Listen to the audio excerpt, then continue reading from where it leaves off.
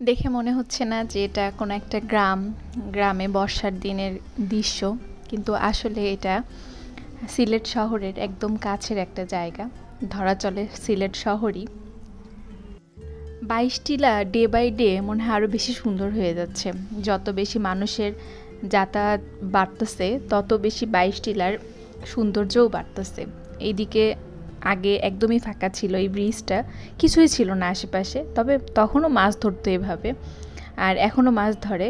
কিন্তু পাশে কি সুন্দর করে উঁচু মাটি ফেলে একটা দোকান করছে, মানে এই পাশটাও বসার মতো একটা জায়গা করে ফেলছে। আগে ব্রিজে বসে বসে মাছ ধরা দেখতাম, এখন হচ্ছে ব্রিজে বসে বসে খাওয়া সাথে মাছ ধরাও দেখা যায়। পাশে যে টং দোকানটা করছে, দোকানের খাবারগুলো এত মজার, আমার আসলে অনেক ভালো লাগছে। মেইন যে 22 টিলা, ওইখান থেকে এইখানের খাবারটা বেশি মজা ছিল। এগুলো সব একদম নতুন পানির মাছ। 22 টিলাতে বর্ষার দিনে গেলেই মানে নানা রকমভাবে কেউ বড়শি দিয়ে মাছ ধরতেছে, কেউ জাল দিয়ে মাছ ধরতেছে। এই যে এভাবে যে কীভাবে মাছ ধরতেছে, আসলে এই মাছ ধরার নামটা আমার জানা নাই। কারোর জানা থাকলে কমেন্ট বক্সে জানাবেন যে কি দিয়ে ওনারা মাছ ধরতেছে। আর একটু সামনে দেখতেছিলাম সবাই বড়শি দিয়ে মাছ ধরতেছে, এরপরে দূরে দেখতেছিলাম যে জাল পেতে রাখতেছে, হয়তো সারা রাত থাকবে, সকালবেলা উঠাবে, মাছ আটকে থাকবে জালে। মানে এইখানে কোন পদ্ধতি নাই যে পদ্ধতিতে তারা আসলে মাছ ধরে না। আর বর্ষাকালে 22 টিলা এত মাছ পাওয়া যায়, সব একদম এই নতুন পানির মাছ। মাছগুলো খেতেও অনেক মজা, দামও অনেক কম থাকে। তবে শুক্রবারে সব কিছুর দাম একটু বেশি থাকে, কারণ শুক্রবারে এত মানুষ হয় 22 টিলাতে।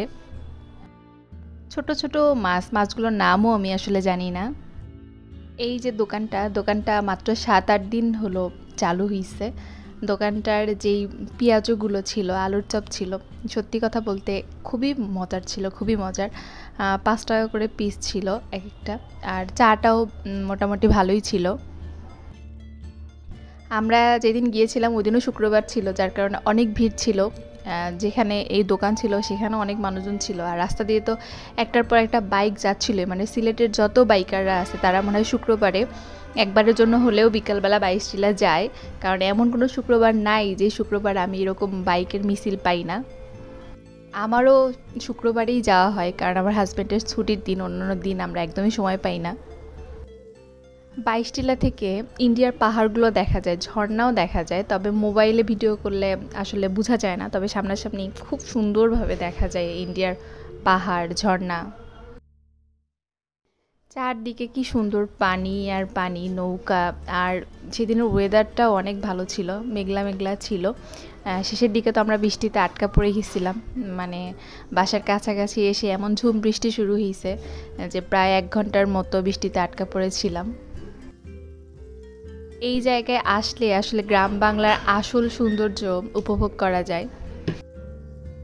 এই জায়গাটা ওই দিন আমার এত ভালো লাগতেছিল যে সামনে আর যেতে ইচ্ছা করতেছিল না। প্রায় সময় আমরা এখানে ছিলাম, পরে আবার একটু বাইকটা ওইদিকে গেছি, গিয়ে দেখি আবার পানি এত বাড়ছে যে মেইন রাস্তা একদম ডুবে গেছে, তাই আর বেশি দূরও যেতে পারি নাই। মুখে বলে বা ভিডিওতে আসলে বর্ষাকালের 22 টিলার সৌন্দর্য বোঝানো যায় না, গিয়ে দেখলেই আসলে এর আসল সৌন্দর্য বোঝা যায়। পানিতে একদমই ঢেউ ছিল না, পুরো শান্ত পানি, পানিগুলো দেখতেও ভালো লাগতেছিল। কে কে এর মধ্যে 22 টিলা গিয়েছেন আর এই টং দোকানে, এই ব্রিজে গিয়ে বসছেন, অবশ্যই জানাবেন। ধন্যবাদ সবাইকে ভিডিওটি দেখার জন্য। ভালো থাকবেন। আসসালামু আলাইকুম।